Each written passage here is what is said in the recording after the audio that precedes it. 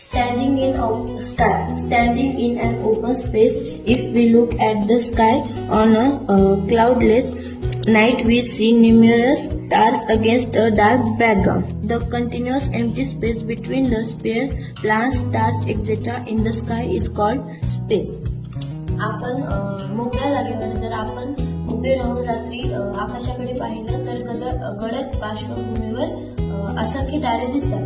पृथ्वीच्या वातावरणाचा भाग आणि त्या पलीकडील जो भाग असतो, त्या पलीकडील जो भाग आपण डोळ्यांनी छताच्या रूपात दिसून येते, त्याला आकाश म्हणतात. आणि